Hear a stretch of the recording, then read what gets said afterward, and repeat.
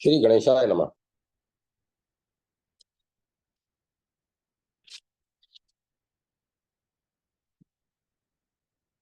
श्री हरि कुर्म पुराण 43वां अध्याय चतुर्विध प्रलय का प्रतिपादन। नैमित्तिक प्रलय का विशेष वर्णन। विष्णु द्वारा अपने महात्म्य का निरूपण। सुत जी ने कहा, नारायण के मुख से कहे गए इस विशिष्ट ज्ञान को सुनकर मुनियों ने कुर्म रूप धारण करने वाले प्रभु देव से पूछा। मुनियों ने कहा, सुत जी, आपने विस्तार पूर्वक धर्म मोक्ष ज्ञान लोकों की सृष्टि के विस्तार वंश और मनवंतरों को हमें बतलाया।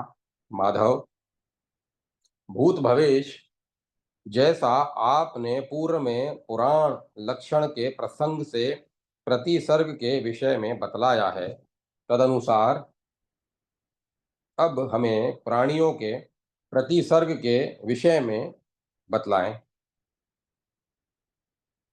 सुत जी ने कहा, तब उस वचन को सुनकर कुरुम रूपधारी तब उनके उस वचन को सुनकर कुरुम रूपधारी महायोगी भगवान ने भूतों के प्रति संचार अर्थात प्रलय का वर्णन किया। कुरुम बोले, इस पुराण में नित्य नैमित्तिक प्राकृत तथा अत्यंतिक इस प्रकार से चार प्रकार का प्रति संचार प्रलय कहा गया है। लोक में यहाँ जो प्राणियों का नित्य श्रेय दिखलाई देता है उसे मुनियों ने नित्य प्रलय के नाम से कहा है।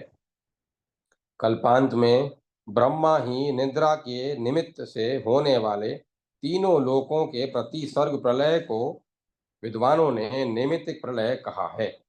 महतत्व से लेकर विशेष पर्यंत समस्त तत्वों का जो श्रेय हो जाता है उसे काल चिंतकों ने प्राकृत प्रतिसर्ग कहा है, और ज्ञान द्वारा परमात्मा में होने वाले योगियों के आत्यंतिक प्रलय को काल चिंतक द्विज आत्यंतिक प्रतिसर्ग प्रलय कहते हैं। यहाँ साधन सहित अत्यांतिक प्रलय अर्थात मोक्ष का वर्णन किया गया है। अब मैं संक्षेप में आप लोगों को नैमित्तिक प्रलय के विषय में बतलाऊंगा। 1000 चतुर्युग सत्य त्रेता द्वापर तथा कलयुग के अंत में प्रलय काल उपस्थित होने पर प्रजापति समस्त प्रजा को आत्मस्थ करने की इच्छा करते हैं। इसके बाद 100 वर्षों तक तीव्र अनावृष्टि होती है। वह भूतों एवं सभी प्राणियों का विनाश करने वाली तथा अत्यंत भयंकर होती है। तदंतर भूमि पर जो अल्पसार अर्थात निर्बल प्राणी होते हैं, सबसे पहले उनका लय होता है और वे भूमि में मिल जाते हैं। तब 7 रश्मियों वाले रथ पर आरूढ़ होकर सूर्य उदित होते हैं। उनकी किरणें असह्य हो जाती हैं। वे अपनी किरणों द्वारा जल पीने लगते हैं। उनकी ये वे 7 रश्मियां महासमुद्र में स्थित जल को पीती है। उस आहार से उद्दीप्त होकर वे 7 रश्मियां पुनः 7 सूर्य बन जाती हैं। तदंतर सूर्य रूप वे 7 रश्मियां चारों दिशाओं तथा संपूर्ण इस चतुर्लोक को अग्नि के समान दग्ध करने लगते। ब्राह्मणों, प्रलय कालीन अग्नि के तेज से युक्त वे 7 सूर्य अपनी अपनी रश्मियों के द्वारा उदर्भ तथा अधोभाग को व्याप्त कर अतिशय उद्दीप्त हो जाते हैं। जल से प्रदीप्त अनेक सहस्त्र रश्मियों वाले वे सूर्य आकाश को आवृत कर स्थित रहते हैं और पृथ्वी को जलाने लगते हैं। तदंतर उनके तेज से जलती हुई पृथ्वी पर्वतों, नदियों, समुद्रों तथा द्वीपों के साथ इसमें द्रव्य भाव से रहित हो जाती हैं अर्थात अत्यंत सूख जाती हैं। सतत प्रदीप्त रहने वाली वे रश्मियां ऊपर नीचे तथा आड़े तिरछे सभी और व्याप्त हो जाती हैं। सूर्य रूप अग्नि के द्वारा प्रकष्ट रूप से शोधित और परस्पर संसृष्ट संसार के समस्त पदार्थ एक ज्वाला के रूप में एकाकार हो जाते हैं। सभी लोकों को नष्ट करने वाली वह सूर्य रूप अग्नि एक मंडल के रूप में होकर अपने तेज से इस संपूर्ण चतुर्लोक को दग्ध करने लगती है। तब संपूर्ण स्थावर एवं जगम पदार्थों में लीन हो जाने पर वृक्षों तथा तृणों से रहित भूमि कछुए के पीठ के समान दिखलाई देती है। किरणों से व्याप्त समस्त जगत अम्बरीश भड़ बुझे की कड़ाही के सदृश वर्ण वाला दिखलाई देता है। उन ज्वालाओं के द्वारा सभी कुछ पूर्ण रूप से प्रज्वलित होने लगता है। तदंतर पाताल में तथा महासमुद्र में जो प्राणी रहते हैं उनका लय होता है और वे सभी भूमि के रूप में परिवर्तित हो जाते हैं। सात सूर्यों के रूप में प्रदीप्त हो रहे प्रभु पावक अग्निदेव उन सभी द्वीपों, पर्वतों, वर्षों तथा महासमुद्र को भस्मसात कर देते हैं। समुद्रों, नदियों तथा पातालों के संपूर्ण जल का शोषण करती हुई प्रदीप्त अग्नि सूर्य की ज्वाला पृथ्वी पर प्रज्वलित होने लगती है, अर्थात पृथ्वी को जलाने लगती है। तदंतर महान संवर्तक नामक अग्नि पर्वतों का अतिक्रमण करते हुए रुद्र के तेज से पुष्ट होने के कारण द्वित आत्मा वाला होकर लोकों को जलाने लगती है। संपूर्ण पृथ्वी को दग्ध कर वे अग्निदेव रसातल को शोषित करते हैं। पृथ्वी के नीचे के भाग को जलाकर ऊपर के धूलोक को जलाने लगते हैं। उस संवर्तक अग्नि की शिखाएं सैकड़ों, हजारों तथा 10,000 योजन ऊपर तक उठने लगती है। तब काल रुद्र द्वारा प्रेरित होकर यह उदीप्त अग्नि गंधर्वों, पिशाचों, यक्षों, नागों तथा राक्षसों को जलाती है। कालाग्नि स्वरूप विश्वात्मा स्वयं काल भूलोक, भूवरलोक, स्वरलोक तथा महरलोक को संपूर्ण रूप से जला देता है। इन लोकों में तिरछे तथा ऊंचे सब जगह अग्नि के द्वारा व्याप्त कर दिए जाने पर यह संपूर्ण जगत उस तेज से धीरे धीरे प्रेरित होकर जलते हुए एक अयपिंड, लोहपिंड के समान प्रकाशित होने लगता है। तदंतर हाथियों के समूह के समान नाद करने वाले विद्युत से अलंकृत संवर्तक नामक भयंकर मेघ आकाश में प्रकट होते हैं। उन मेघों में से कुछ नील कमल के समान श्याम वर्ण के, कुछ कुमुद के समान श्वेत वर्ण के, कुछ ध्रुम ध्रुम वर्ण के, कुछ पित्त वर्ण के, कुछ रासव धूसर वर्ण के, कुछ लाक्षा रस के समान, कुछ दूसरे शंख तथा कुंद पुष्प के समान रंग वाले, कुछ जाति पुष्प चमेली के तथा अंजन काजल के समान, कुछ मनशिला मैनसील के समान रंग वाले और कुछ दूसरे कपोत के समान वर्ण वाले, कुछ इंद्रगोप बिरबहुटी कीट के समान, कुछ हरताल के समान और कुछ इंद्रधनुष के समान वर्ण वाले मेघ आकाश में प्रकट होते हैं। कुछ मेघ पर्वत के तुल्य, कुछ हाथियों के समूह के समान, कुछ उटांगार के समान और कुछ मछलियों के समूह के आकार के होते हैं। वे मेघ अनेक रूप धारण करने वाले, भयंकर आकार वाले तथा घोर गर्जना जैसी ध्वनि करने वाले होते हैं। उस समय वे सभी बादल आकाश को व्याप्त कर लेते हैं। तदंतर भास्कर से उत्पन्न गर्जना करने वाले वे 7 प्रकार के भयंकर बादल एकत्रित होकर उस अग्नि को शांत करते हैं। तदुपरांत वे मेघ महान बाढ़ के समान जल की वर्षा करते हैं और अत्यंत भयंकर कल्याणकारी उस संपूर्ण अग्नि को नष्ट कर देते हैं। अतिशय वृष्टि होने के कारण जगत जल से परिपूर्ण हो जाता है। जल के द्वारा तेज अग्नि के अभिभूत होने के कारण उस समय वह अग्नि जल में प्रविष्ट हो जाता है। इस तरह अग्नि के शांत हो जाने पर स्वयंभू ब्रह्मा के द्वारा प्रेरित मेघ अत्यधिक जल के प्रवाह से समस्त भुवन को आप्लावित करते हुए जैसे ही अपनी जल धाराओं से इस भुवन को परिपूर्ण कर देते हैं, जैसे समुद्र अत्यधिक जलों के प्रवाह से अपने तटों को आप्लावित कर देता है, वे मेघ इतने जल से भरपूर हैं कि उनका क्षय दिव्य सैकड़ों वर्षों में कदाचित संभव है। धीरे धीरे पर्वतों तथा द्वीपों वाली पृथ्वी जल से ढक जाती है और सूर्य की रश्मियों द्वारा ग्रहित वह जल बादलों में स्थित रहता है। पुनः वह जल पृथ्वी पर गिरता है और उससे समुद्र इतने आपूरित हो जाते हैं कि सर्वत्र अपने तटों का अतिक्रमण कर वे जल में हो जाते हैं। पर्वत जल में विलीन हो जाते हैं और पृथ्वी भी जल में डूब जाती है।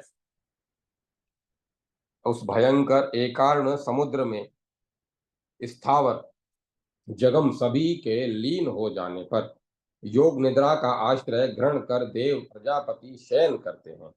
महर्षियों ने 1000 चतुर्युगी का एक कल्प कहा है।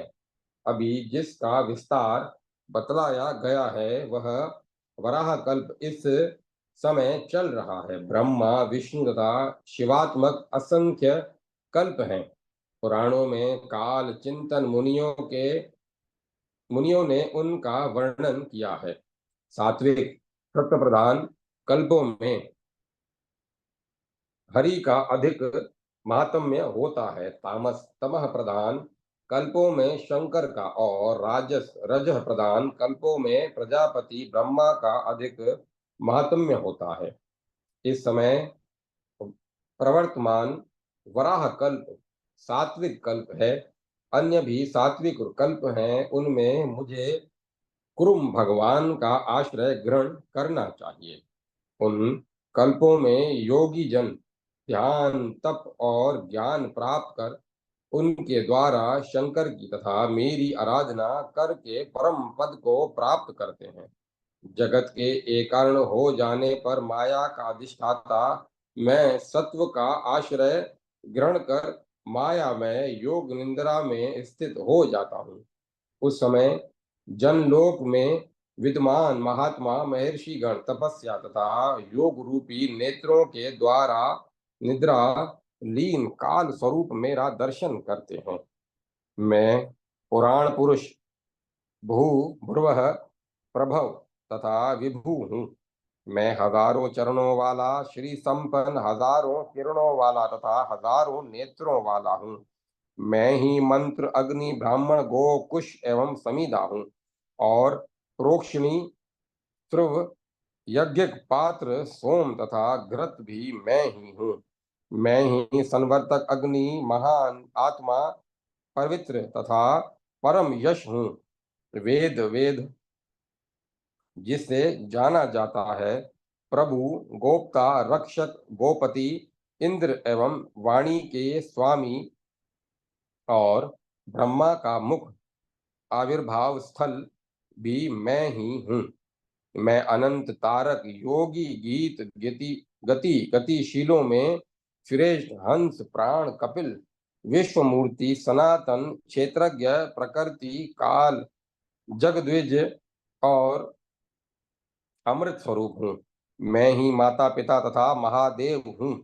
मुझसे अतिरिक्त कुछ भी नहीं है। मैं आदित्य के समान वर्ण वाला भुवनों का रक्षक नारायण पुरुष तथा योग मूर्ति हूँ। योग परायण यति जन मेरा दर्शन करते हैं और अपनी आत्मा का ज्ञान प्राप्त कर अमृतत्व मोक्ष को प्राप्त करते हैं। इस प्रकार 6000 श्लोकों वाली श्री कुरुम पुराण संहिता के ऊपरी विभाग में 43वां अध्याय समाप्त हुआ। जय माता सरस्वती। जय माता सरस्वती। 44वां अध्याय प्राकृत प्रलय का वर्णन। शिव के विविध रूपों और विविध शक्तियों का वर्णन। शिव की आराधना की विधि।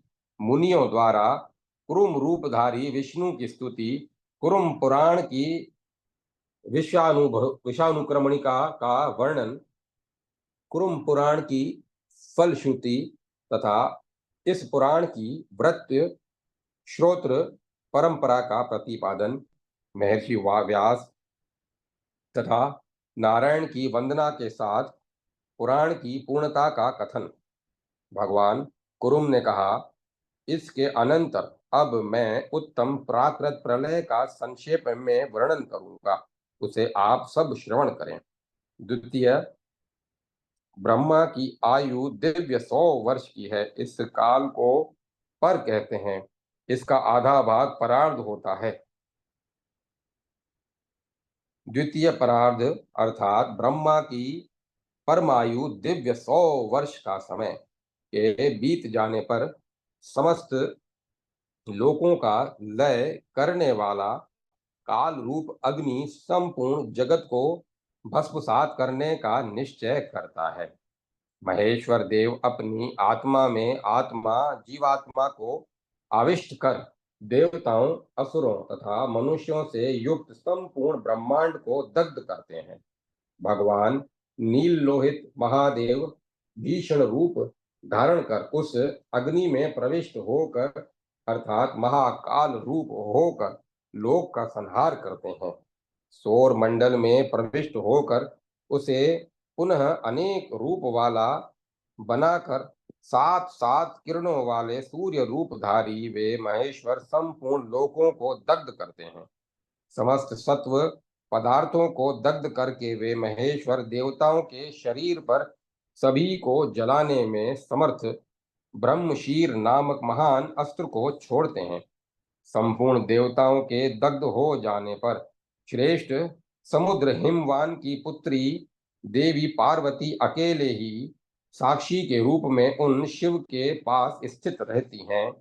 वैसी वेदिकी वेदिकी श्रुति है ऐसी वेद की श्रुति है, देवताओं के मस्तक से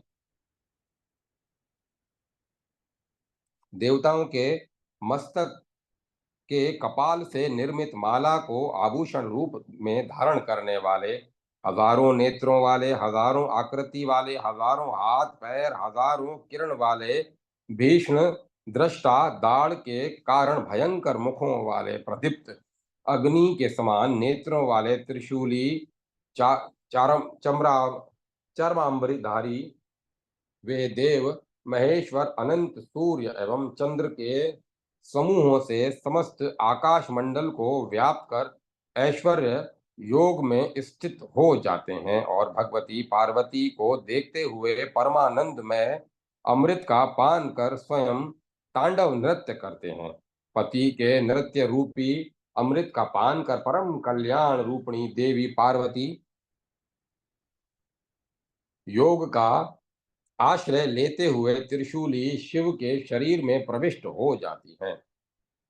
ब्रह्मांड मंडल को दग्ध करने के अनंतर पिनाक धारण करने वाले भगवान शिव अपनी इच्छा से ही तांडव के आनंद रस का परित्याग कर ज्योति आनंद का परित्याग कर तांडव रस का परित्याग कर ज्योति स्वरूप अपने भाव में स्थित हो जाते हैं। ब्रह्मा विष्णु तथा पिनाक की शिव के इस प्रकार स्थित हो जाने पर अपने संपूर्ण गुणों के साथ पृथ्वी जल में विलीन हो जाती है। अपने गुणों सहित उस जल तत्व को वहन हवन वाहन हव्य वाहन अग्नि ग्रहण कर लेता है और अपने गुणों सहित वह तेज अग्नि वायु में विलीन हो जाता है। विश्व का भरण पोषण करने वाला वायु अपने गुणों के साथ आकाश तत्व में लीन हो जाता है और अपने गुण सहित वह आकाश भूतादि अर्थात तामस अहंकार में लीन हो जाता है। सतमो सभी इंद्रियों तेजस अर्थात राजस अहंकार में विलीन हो जाती है और इंद्रियों के अधिष्ठाता देवगण विकारिक अर्थात सात्विक अहंकार में प्रलीन हो जाते हैं। श्रेष्ठ वैकारिक तेजस तथा भूतादि तामस नामक तीन प्रकार का अहंकार महतत्व में लीन हो जाता है। यह महतत्व पृथ्वी से अहंकार पर्यंत समस्त तत्वों का मूल होने के कारण एक प्रकार से अमित तेजस्वी ब्रह्मा ही है। अतः ब्रह्मा रूप तथा अपने में पृथ्वी आदि समस्त तत्वों को समाविष्ट कर लेने वाले इस अद्वितीय महतत्व का संहार वह प्रकृति कर देती है, जो अव्यक्त है एवं समस्त जगत का मूल कारण है। इस प्रकार पंच भूतों तथा तत्वों का संहार कर महेश्वर प्रधान प्रकृति और पुरुष को परस्पर वियुक्त कर देते हैं। इस प्रकृति रूप पुरुष वियोग को ही अनादि प्रकृति और पुरुष का संहार कहा जाता है, क्योंकि सांख्य शास्त्र के अनुसार इन दोनों के नित्य होने से उनका लय कहीं नहीं हो सकता। यह वियोग रूप लय भी महेश्वर की इच्छा से ही होने वाला है, स्वयं नहीं हो सकता। गुणों की साम्य अवस्था की ही प्रकृति है और अव्यक्त है।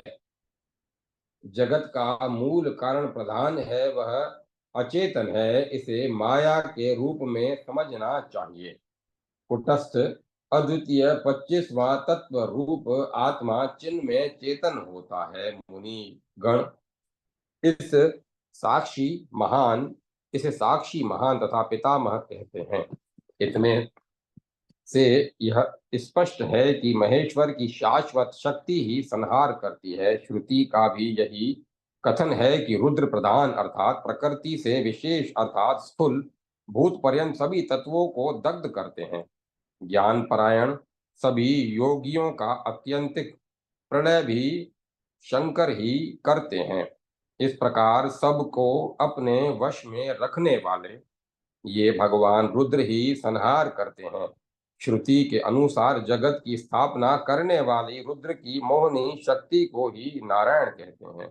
25वें तत्व अर्थात पुरुष स्वरूप भगवान हिरण्यगर्भ प्रकृति से तन में संयुक्त होकर संपूर्ण सत असतात्मक जगत की सृष्टि करते हैं। अपनी आत्मा में ही व्यवस्थित रहने वाली अर्थात स्वयं में ही अधिष्ठित वस्तुतः निर्दिष्ठान ब्रह्मा विष्णु तथा ईश महेश्वर नामक सर्वज्ञ सर्वव्यापी तथा शांत तीन शक्तियां भोग तथा मोक्ष रूप फल को देने वाली हैं। ये शक्तियां सर्वेश्वर स्वरूप सभी के द्वारा वंदनीय शाश्वत और अनंत भोगों से संपन्न है। अद्वितीय अक्षर तत्व ही पुरुष प्रधान और ईश्वर रूप हैं। उस परमात्मा अव्यक्त अक्षर तत्व में अन्य भी इंद्र सूर्य आदि हजारों दिव्य शक्तियां हैं। इनकी भी विविध यज्ञों के द्वारा आराधना की जाती है। इन इंद्र सूर्य आदि एक एक देव का भी ऐसा महात्म्य है कि इनके सैकड़ों हजारों अर्थात अनंत शरीर हैं और इन शरीरों में लोक कल्याण के लिए अनंत शक्तियां हैं, पर वस्तुतः इन सब का मूल एक ही निर्गुण शक्ति है। अव्यक्त अक्षर अद्वितीय तत्व उन उन शक्तियों का आश्रयण कर महेश्वर देव स्वयं लीला पूर्वक विविध देहों की सृष्टि करते हैं और उनका संहार भी करते हैं। वेदवादी वेदज्ञ ब्राह्मणों के द्वारा समस्त यज्ञों में उन महेश्वर का पूजन किया जाता है। ये ही रुद्र हैं तथा संपूर्ण कामनाओं को प्रदान करने वाले हैं, ऐसा वेद का कथन है। परमात्मा की सभी शक्तियों में ब्रह्मा विष्णु एवं महेश्वर देव प्रधान शक्ति के रूप में माने गए हैं। शूलपाणी महेश्वर कार्य ब्रह्म एवं कारण ब्रह्म रूप में शास्त्रों में वर्णित हैं। अव्यक्त तत्व की शक्ति रूप में जिन महेश्वर की चर्चा अभी ऊपर की गई है, वे कार्य ब्रह्म हैं। अव्यक्त अक्षर तत्व कारण ब्रह्म महेश्वर को समझना चाहिए। इन्हीं कारण ब्रह्म को तुर्य चतुर्थ अद्वैत या तत्व कहा जाता है। शूलपाणी महेश्वर कारण ब्रह्म तुर्य तत्व तो आग सबसे परे भगवान परमात्मा सनातन एवं सर्व शक्त्यात्मा समस्त शक्तियों के मूल उद्गम एवं अधिष्ठान के रूप में वेदों में वर्णित हैं। इसीलिए कुछ लोग इन्हें अग्नि तथा कुछ लोग नारायण कहते हैं। ऐसे ही कोई इन्हें इंद्र, कोई विश्व देव तथा कोई ब्रह्मा कहते हैं। ब्रह्मा, विष्णु, अग्नि, वरुण तथा अन्य सभी देवता और महर्षि गण एक ही रुद्र महेश्वर के विभिन्न स्वरूप कहे गए हैं। मनुष्य इन स्वरूपों से जिस भेद स्वरूप का अवलंबन कर परमेश्वर की आराधना करते हैं, शिव महेश्वर उसी स्वरूप को ग्रहण कर फल प्रदान करते हैं। अतः इनमें से किसी एक भी भेद स्वरूप का अवलंबन कर सनातन महादेव की आराधना करने वाले को इस उस परम शिव पद की प्राप्ति होती है। निष्कर्ष यह है कि सर्वशक्ति संपन्न सनातन देव गिरीश महादेव की सगुण अथवा निर्गुण किसी भी रूप में आराधना अवश्य करनी चाहिए। मैंने आप लोगों को निर्गुण योग, निर्बीज समाधि पहले ही बता दिया है। सगुण रूप की उपासना में आरूढ़ होने की इच्छा करने वाले को भी परमेश्वर की पूजा आराधना करनी चाहिए। वेद के कथन के अनुसार पिनाक नामक धनुष धारण करने वाले, तीन नेत्रों वाले, जटाधारी, चर्मांबरधारी, पद्मासन में स्थित तथा स्वर्णिम आभा वाले शंकर का ध्यान करना चाहिए। मुनि श्रेष्ठों, इस प्रकार इस सबीज योग का वर्णन किया गया। इस संक्षिप्त वर्णन में यह स्पष्ट है कि महेश्वर तत्व ही सर्वस्व परम ध्येय है। इसीलिए ब्रह्मा आदि प्रधान सभी देवों को छोड़कर आदि, मध्य तथा अंत में रहने वाले शाश्वत तत्व निरूपाक्ष शंकर की आराधना करनी चाहिए। अपने धर्म में निरत रहने वाला पवित्र तथा भक्ति योग परायण व्यक्ति वैसा ही शंकर के समान रूप धारण कर शिव के समीप आता है। अत्यंत भावना ध्यायाकार चित्तवृत्ति वाले उस सबीज योग का वर्णन किया गया। इसका यथाविधि अनुष्ठान करता हुआ व्यक्ति ऐश्वर्य ईश्वर पद को प्राप्त करता है। मुनि श्रेष्ठों, यदि मनुष्य इसमें भी असमर्थ हो तो उसे हर विष्णु एवं ब्रह्मा की आराधना करनी चाहिए और उसमें भी असमर्थ होने पर भक्ति युक्त होकर कार्य ब्रह्म की शक्ति वायु, अग्नि तथा इंद्र आदि देवताओं की पूजा करनी चाहिए। पूर्व में आप लोगों को जो दो शुद्ध भावनाएं बताई गई हैं वे भी कल्याणकर हैं। साथ ही निर्बीज तथा सबीज योग का भी वर्णन किया गया है। ये भी परम उपादेय हैं। मैंने पूर्व में भी यह निर्विच ज्ञान योग आप लोगों को बताया था। बुद्धिमान व्यक्ति को सर्वप्रथम सबीज साकार रूप में ब्रह्मा, विष्णु तथा रुद्र की भावना करनी चाहिए, अथवा प्रारंभ में जितेंद्रिय होकर अग्नि आदि देवताओं की तत्परता पूर्वक इन देवताओं को ही परम देह मानकर आराधना करनी चाहिए। विष्णु के भक्त एवं विष्णु परायण पुरुष को वैष्णव चिन्ह शंख चक्र आदि धारण कर नियम पूर्वक नारायण, संकर्षण, प्रद्युम्न और अनिरुद्ध रूप चार मूर्ति धारण करने वाले अनादि निधन जगधोनी आकाश रूप परम पद रूप सनातन देव वासुदेव पुरुष विष्णु की पूजा करनी चाहिए। ब्राह्मी भावना विष्णु को ही ब्रह्म मानने की भावना में भी यही विधि श्री विष्णु का सामीप्य प्राप्त करने के लिए मान्य है। इस प्रकार यह पवित्र भावना पर आश्रित परम ज्ञान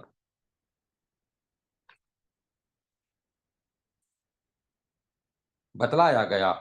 प्राचीन काल में मैंने इस ज्ञान को इंद्रधुमन मुनि से कहा था। यह चेतनात्मक एवं अचेतनात्मक जगत अव्यक्त अक्षर अद्वितीय तत्व महेश्वर स्वरूप ही है। वह ईश्वर महेश्वर ही परम ब्रह्म है, इसीलिए यह जगत परम ब्रह्म है, इसीलिए यह जगत ब्रह्म में है। सूत जी ने कहा। इतना कहकर भगवान जनार्दन कुरुम चुप हो गए।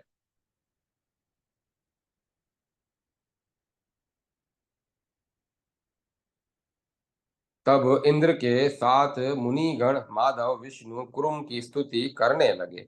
मुनियों ने कहा, कुरुम रूपधारी परमात्मा विष्णु को नमस्कार है। विश्व रूप नारायण वासुदेव आपको नमस्कार है। कृष्ण को बार बार नमस्कार है। गोविंद को बारंबार नमस्कार है। माधव आपको नमस्कार है। यज्ञेश्वर को नमस्कार है। हजारों सिर वाले तथा हजारों नेत्र वाले आपको नमस्कार है। हजारों हाथ तथा हजारों चरण वाले आपको नमस्कार है। प्रणव स्वरूप ज्ञान रूप परमात्मा को नमस्कार है। आनंद रूप आपको नमस्कार है। आप मायातीत को नमस्कार है। गूढ़ रहस्यमय शरीर वाले आपको नमस्कार है। आप निर्गुण को नमस्कार है। पुराण पुरुष तथा सत्ता मात्र स्वरूप वाले आपको नमस्कार है। सांख्य तथा योग रूप आपको नमस्कार है। अद्वितीय तत्रूप आपको नमस्कार है। धर्म तथा ज्ञान द्वारा प्राप्त होने वाले आपको तथा निष्कल आपको बार बार नमस्कार है। बार बार नमस्कार है। यो यो योम तत्व महायोगेश्वर को नमस्कार है। व्योम तत्व महायोगेश्वर को नमस्कार है। पर तथा अवर पदार्थों को उत्पन्न करने वाले वेद द्वारा वेद आपको नमस्कार है। शुद्ध निराकार स्वरूप आपको नमस्कार है। बुद्ध ज्ञान स्वरूप आपको नमस्कार है। योग युक्त तथा हेतु अनंत प्रपंच के मूल कारण आपको नमस्कार है। योग युग तथा हेतु रूप को नमस्कार है। अनंत प्रपंच के मूल कारण रूप को नमस्कार है। आपको बार बार नमस्कार है। मायावी माया के नियंत्रक वेधा विश्व प्रपंच के सृष्टा को नमस्कार है। वराह रूप आपको नमस्कार है। आप नरसिंह रूपधारी को नमस्कार है। वामन रूप आपको नमस्कार है। आप ऋषिकेश इंद्रियों के ईश को नमस्कार है। काल रुद्र को नमस्कार है। काल रूप आपको नमस्कार है। स्वर्ग तथा अपवर्ग प्रदान करने वाले और अपरहित तत् अप्रतिहत आत्मा शाश्वत अद्वितीय को नमस्कार है।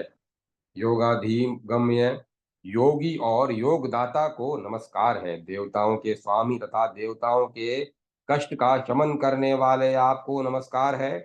भगवान आपकी कृपा से समस्त संसार भवबंधन का नाश हो जाता है।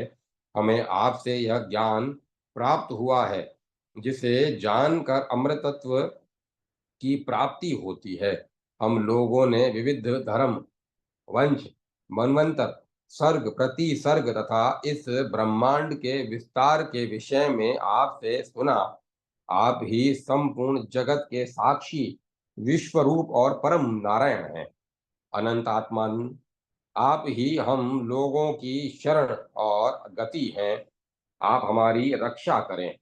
सुत जी ने कहा, विप्रों योग तथा मोक्ष प्रदान करने वाले उस संपूर्ण कुरुम पुराण को मैंने आप लोगों को बतलाया, जिसे गदाधर कुरुम भगवान ने कहा था। पहले इस पुराण में संपूर्ण प्राणियों को मोहित करने के लिए लक्ष्मी की उत्पत्ति तथा वासुदेव के साथ उनके संयोग का वर्णन किया गया है। तदंतर प्रजापतियों की सृष्टि, वर्णों के धर्मों और उनकी वृत्तियों का वर्णन तथा धर्म अर्थ काम एवं मोक्ष के शुभ लक्षणों का यथावत वर्णन किया गया है। इसमें पितामह ब्रह्मा विष्णु तथा धीमान महेश्वर के एकत्व पृथक पृथकत्व और वृष्टि के का वर्णन हुआ है। भक्तों के लक्षण तथा सुंदर सदाचार को कहा गया है। साथ ही वर्णों तथा आश्रमों के लक्षणों को शास्त्रानुसार बतलाया गया है। तदंतर आदि सर्ग पुनः सात आवर युक्त ब्रह्मांड का वर्णन हुआ है। मुनि श्रेष्ठों, फिर हिरण्यगर्भ सर्ग कहा गया है। काल गणना का विवरण, ईश्वर का महात्म्य, ब्रह्मा का जल में शयन तथा भगवान के नामों की निरुक्ति का वर्णन हुआ है। विष्णु द्वारा वराह शरीर धारण भूमि पृथ्वी के उद्धार करने का भी इसमें वर्णन हुआ है। तदंतर पहले मुख्य सर्ग आदि और पुनः मुनि सर्ग बताया गया है। इस पुराण में रुद्र सर्ग, ऋषि सर्ग, तापस सर्ग और तामस सर्ग पहले तामस सर्ग से पहले धर्म का प्रजा सर्ग बताया गया है। ब्रह्मा और विष्णु के विवाद और परस्पर एक दूसरे के देह के अंतर्गत प्रविष्ट होने, ब्रह्मा के कमल से उत्पन्न होने और धीमान देव ब्रह्मा के मोह का इस पुराण में वर्णन हुआ है। तत्पश्चात ब्रह्मा द्वारा महेश का दर्शन करने विष्णु द्वारा कहे गए उनके महात्म्य और परमेष्टि ब्रह्मा को दिव्य दृष्टि प्रदान करने का वर्णन हुआ है। परमेष्टि ब्रह्मा द्वारा देवादिदेव महेश्वर की स्तुति प्रसन्न होकर गिरीश द्वारा अनुग्रह तथा वर प्रदान करने का भी वर्णन हुआ है। विष्णु के साथ महात्मा शंकर के संवाद पिनाकी द्वारा वर प्रदान करने और उनके अंतर्धान होने का वर्णन हुआ है।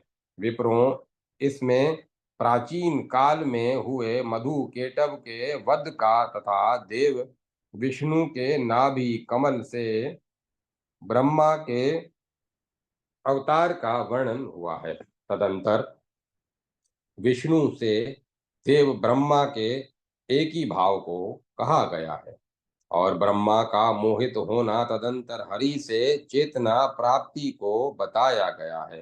तदुपरांत धीमान देवादि देव की तपश्चर्या का वर्णन है और फिर उनके ब्रह्मा के मस्तक से महेश्वर के प्रादुर्भाव का वर्णन किया गया है।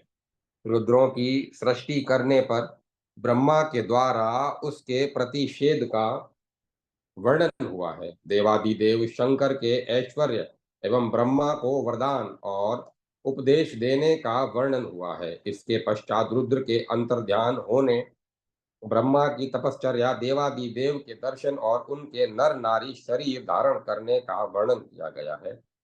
देवादिदेव पिनाकधारी से देवी सती के अलगाव का कथन हुआ है और फिर देवी का दक्षपुत्री के रूप में वर्णन दक्षपुत्री के रूप में जन्म लेने का वर्णन हुआ है। देवी की हिमालय हिमवान की पुत्री होना और उनके महात्म्य का वर्णन किया गया है तथा उनके दिव्य रूप के दर्शन और विश्व रूप के दर्शन का वर्णन हुआ है। तदुपरांत स्वयं पिता हिमालय द्वारा कहे गए देवी के सहस्र नाम महादेवी के द्वारा प्रदत्त उपदेश और भी वरदान का भी वर्णन हुआ है। भृगु आदि ऋषियों का प्रजा सर्ग राजाओं के वंश का विस्तार, दक्ष के प्रचेता के पुत्र होने और दक्ष यज्ञ विध्वंस का वर्णन हुआ है। मुनि श्रेष्ठों, तदंतर दधीच और दक्ष के विवाद को बतलाया गया है। फिर मुनियों के शाप का वर्णन हुआ है। तदुपरांत रुद्र के आगमन और अनुग्रह और उन पिनाकी रुद्र के अंतर्ध्यान होने तथा दक्ष की रक्षा के लिए पितामह द्वारा उपदेश करने का वर्णन हुआ है। तदुपरांत दक्ष के तथा महात्मा कश्यप से होने वाली प्रजा सृष्टि का वर्णन है। हिरण्यकश्यपु के नष्ट होने तथा हिरण्याक्ष के वध का वर्णन हुआ है। इसके बाद देवदारू वन में निवास करने वाले मुनियों की शाप प्राप्ति का कथन है। अंधक के निग्रह और उसको श्रेष्ठ गणपत्य पद प्रदान करने का वर्णन हुआ। तदुपरांत प्रहलाद के निग्रह, बलि के बांधे जाने, त्रिशूली शंकर द्वारा बाणासुर के निग्रह और फिर उस पर कृपा करने का वर्णन हुआ है। इसके पश्चात ऋषियों के वंश का विस्तार तथा राजाओं के वंश का वर्णन हुआ है और फिर स्वेच्छा से वसुदेव के पुत्र के रूप में हरि विष्णु की उत्पत्ति का वर्णन है। उपमन्यु का वर्णन करने और तपश्चर्या करने का वर्णन है। तत्पश्चात अम्बा सहित त्रिलोचन महादेव का दर्शन कर वर प्राप्त करने का वर्णन हुआ है। तदंतर श्रांगी कृष्ण का कैलाश पर जाना और वहां निवास करने का वर्णन है। फिर द्वारवती निवासियों के भयभीत होने का वर्णन है। इसके बाद महाबलशाली शत्रुओं को जीत कर गरुड़ के द्वारा द्वारका वासियों की रक्षा करने नारद आगमन और गरुड़ की यात्रा का वर्णन हुआ है। तदंतर कृष्ण के आगमन, मुनियों के आने और वासुदेव विष्णु द्वारा नित्य किए जाने वाले शिव लिंगार्चन का वर्णन है। तदुपरांत मुनि मार्कंडेय जी द्वारा लिंग के विषय में प्रश्न करने तथा वासुदेव द्वारा लिंगार्चन के प्रयोजन और लिंगी शंकर के लिंग के स्वरूप का निरूपण हुआ है। मुनि श्रेष्ठों फिर ब्रह्मा द्वारा विष्णु के मध्य ज्योतिर्लिंग के आविर्भाव तथा उसके वास्तविक स्वरूप का वर्णन हुआ है। तदुपरांत उन दोनों के मोहित होने तथा लिंग का परिमाण जानने के लिए उधर्व लोक एवं अधोलोक में जाने पुनः परमेष्टि देवादिदेव महादेव की स्तुति करने और उनके द्वारा अनुग्रह प्रदान करने का वर्णन हुआ है। द्विजतमो तदंतर लिंग के अंतर ध्यान होने और फिर सांब तथा अनिरुद्ध की उत्पत्ति का वर्णन हुआ है। तदुपरांत महात्मा कृष्ण का अपने लोक जाने का निश्चय, ऋषियों का द्वारका में आगमन, कृष्ण द्वारा उन्हें उपदेश तथा वरदान देने का द, वरदान देने का वर्णन किया गया है।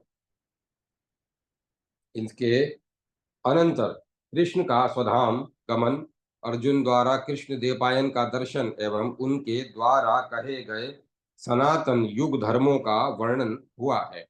आगे अर्जुन के ऊपर व्यास द्वारा अनुग्रह और पराशर पुत्र अद्भुत कर्मा व्यास मुनि का वाराणसी में जाने का वर्णन है। तदुपरांत वाराणसी का महात्म्य, तीर्थों का वर्णन, व्यास की तीर्थ यात्रा और देवी के दर्शन करने का वर्णन है। साथ ही देवी द्वारा वाराणसी से व्यास के निष्कासन और वरदान देने का वर्णन हुआ है। ब्राह्मणों तदंतर प्रयाग का महात्म्य, पुण्य क्षेत्रों का वर्णन, तीर्थों का महान फल और मार्कंडेय मुनि के निगमन का वर्णन है। इसके पश्चात भुवनों के स्वरूप, ग्रहों तथा नक्षत्रों की स्थिति और वर्षों तथा नदियों के निर्णय का वर्णन किया गया है। पर्वतों तथा भग देवताओं के स्थानों, द्वीपों के विभाग तथा श्वेत द्वीप का वर्णन किया गया है। महात्मा केशव के शयन, उनके महात्म्य, मनवंतरों और विष्णु के महात्म्य का निरूपण हुआ है।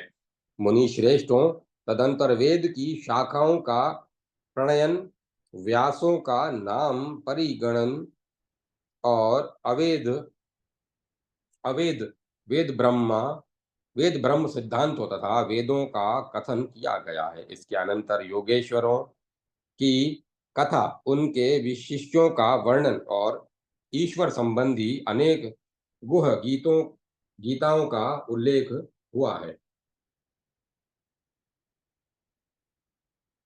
तदंतर वर्णों और आश्रमों में के सदाचार, प्रायश्चित विधि,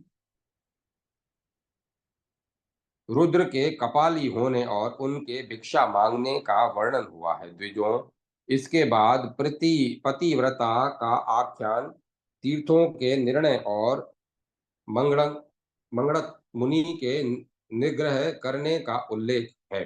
ब्राह्मणों, तदंतर संक्षेप में काल के वध और शंकर द्वारा विष्णु के देवदारू वन में प्रवेश करने का उल्लेख है। 6 कुलों में उत्पन्न ऋषियों द्वारा धीमान देवादिदेव के दर्शन करने और महादेव द्वारा नंदी को वरदान देने का वर्णन हुआ है। इसके बाद नैमित्तिक प्रलय कहा गया है और फिर आगे प्राकृत प्रलय एवं सबीज योग बतलाया गया है। इस प्रकार संक्षेप में उस कुरुम पुराण को जानकर जो उसका उपदेश करता है, वह सभी पापों से मुक्त होकर ब्रह्मलोक में प्रतिष्ठा प्राप्त करता है। इतना कहकर कुरुम रूप का परित्याग कर देवी लक्ष्मी के साथ पुरुषोत्तम विष्णु अपने धाम को चले गए।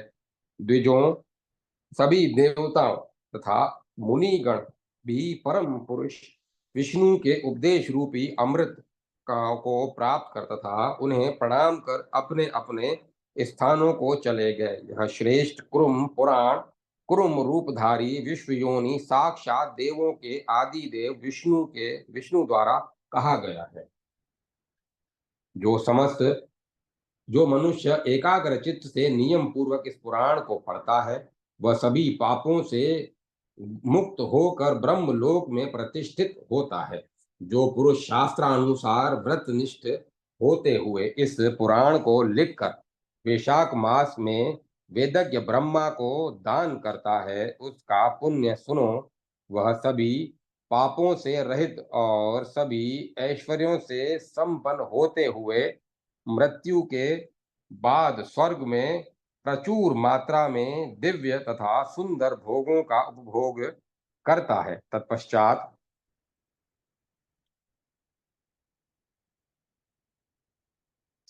स्वर्ग से इस लोक में आकर ब्राह्मणों के वंश में उत्पन्न होता है और पूर्व संस्कारों की महिमा के कारण ब्रह्म विद्याओं को प्राप्त कर लेता है। उस पुराण के एक ही अध्याय के पाठ करने से सभी पापों से मुक्ति प्राप्त हो जाती है और जो इसके अर्थ पर ठीक ठीक विचार करता है, वह परम पद प्राप्त करता है। श्रेष्ठ द्विजों, ब्राह्मणों को प्रत्येक पर्व पर महापातकों का नाश करने वाले इस पुराण का नित्य अध्ययन एवं श्रवण करना चाहिए। एक और सभी इतिहास पुराणों को शास्त्रीय विचारणा की कसौटी पर रखा जाए और दूसरी ओर अकेले ही इस श्रेष्ठ कुरुम पुराण को रखा जाए तो यही अपेक्षाकृत अतिशय विशिष्ट सिद्ध होगा। जो व्यक्ति धर्म में निपुणता प्राप्त करना चाहते हों और जो ज्ञान में निपुणता प्राप्त करने के अभिलाषी हों, उनके लिए एकमात्र इस पुराण को छोड़कर और कोई दूसरा श्रेष्ठ उपाय नहीं है। सुवर्तों, इस पुराण में जिस प्रकार से भगवान हरि नारायण देव विष्णु का कीर्तन हुआ है, वैसा अन्यत्र नहीं है। यह पुराणी की ब्राह्मी संहिता पापों का नाश करने वाली है। इसमें परम ब्रह्म का यथार्थ रूप से कीर्तन किया गया है। यह तीर्थों में परम तीर्थ, तपों में परम तप, ज्ञानों में परम ज्ञान और व्रतों में परम व्रत है। इस शास्त्र का अध्ययन वृषल अधार्मिक व्यक्ति के समीप नहीं करना चाहिए। जो अध्ययन करता है वह अज्ञानी है, वह बहुत से नरकों को प्राप्त करता है। द्विजातियों के श्राद्ध अथवा देव कार्य में इस ब्राह्मी संहिता कुरुम पुराण को सुनना चाहिए। यज्ञ की पूर्णता पर विशेष रूप से इसका पाठ करने से एवं श्रवण करने से सभी दोषों से शुद्धि हो जाती है। मोक्ष प्राप्त करने की इच्छा करने वालों को विश्व रूप से वेद के अर्थ का विस्तार करने वाले इस शास्त्र का श्रवण, अध्ययन तथा मनन करना चाहिए। इसका ठीक ठीक ज्ञान प्राप्त कर भक्ति युक्त श्रेष्ठ ब्राह्मणों को इसे सबको सुनाना चाहिए। इससे वह व्यक्ति सभी पापों से मुक्त होकर ब्रह्म सायुज्य प्राप्त करता है। जो व्यक्ति श्रद्धा सहित तथा अधार्मिक पुरुष को इसका उपदेश देता है वह परलोक में जाकर नरकों को भोग भोग कर पुनः मृत्यु लोक में कुत्ते की योनि में जन्म लेता है। संसार के मूल कारण सनातन हरि विष्णु तथा कृष्ण देवपायन व्यास जी को नमस्कार करके इस शास्त्र पुराण का अध्ययन करना चाहिए। अमित तेजस्वी देवादिदेव विष्णु और पराशर के पुत्र महात्मा विप्रश्री व्यास की ऐसी आज्ञा है। नारायण से इस दिव्य संहिता को सुनकर भगवान नारद ऋषि ने पूर्व काल में गौतम को इसका उपदेश किया था और उनसे पराशर को यह शास्त्र प्राप्त हुआ। मुनीश्वरों, भगवान पराशर ने भी गंगा द्वार हरिद्वार में धर्म अर्थ काम तथा मोक्ष रूप चतुर्विध पुरुषार्थ को देने वाले इस पुराण को मुनियों से कहा। पूर्व काल में गौतम को इसका उपदेश दिया था और उनसे पराशर को यह शास्त्र प्राप्त हुआ। मुनीश्वरों, भगवान पराशर ने भी गंगा द्वार हरिद्वार में धर्म अर्थ काम तथा मोक्ष रूप चतुर्विध पुरुषार्थों को देने वाले इस पुराण में मुनियों से कहा। पूर्व काल में धीमान सनक और सनत कुमार को सभी पापों का नाश करने वाले इस शास्त्र का उपदेश ब्रह्मा ने दिया था। सनक से योग ज्ञानियों ने श्रेष्ठ साक्षात भगवान देवल से पंचशिख ने इस उत्तम शास्त्र को प्राप्त किया। सत्यवती के पुत्र भगवान व्यास मुनि ने सभी अर्थों का संचय करने वाले इस श्रेष्ठ पुराण को सनत कुमार से प्राप्त किया। उन व्यास से सुनकर मैंने आप लोगों से पापों का नाश करने वाले इस पुराण को कहा है। आप लोगों को भी धार्मिक व्यक्तियों को इसका उपदेश प्रदान करना चाहिए। उन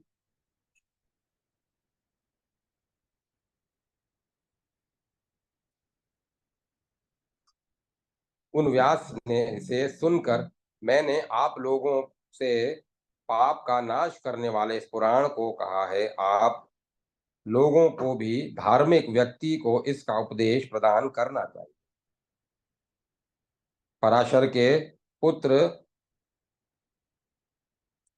सर्वज्ञ गुरु शांत तथा नारायण स्वरूप महर्षि व्यास को नमस्कार है, जिनसे संपूर्ण संसार की उत्पत्ति होती है और जिनमें यह सब लीन हो जाता है। उन देवताओं के स्वामी कुरुम रूप धारण करने वाले भगवान श्री विष्णु को नमस्कार है। इस प्रकार 6000 श्लोकों वाले श्री कुरुम पुराण संहिता के ऊपरी विभाग में 40वां अध्याय समाप्त हुआ। ऊपरी विभाग समाप्त। श्री कुरुम पुराण समाप्त। इति श्री कुरुम पुराणम समाप्तम। जय माता सरस्वती, जय माता। ओम तत्सत, ओम तत्सत, ओम तत्सत। आप सबको बधाई हो। आज कथा पूर्ण हुई कुरुम पुराण की।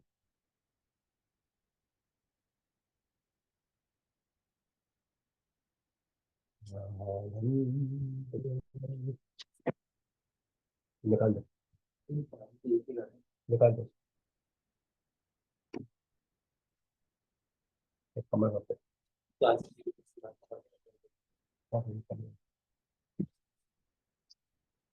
सत्यमयी पारुले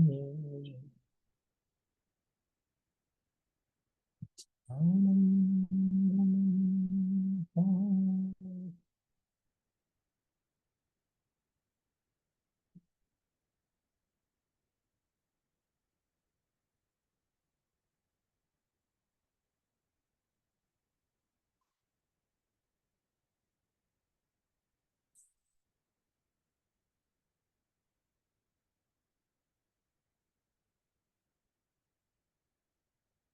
हितेश रिकॉर्डिंग बंद कर दो, कथा संपूर्ण हुई।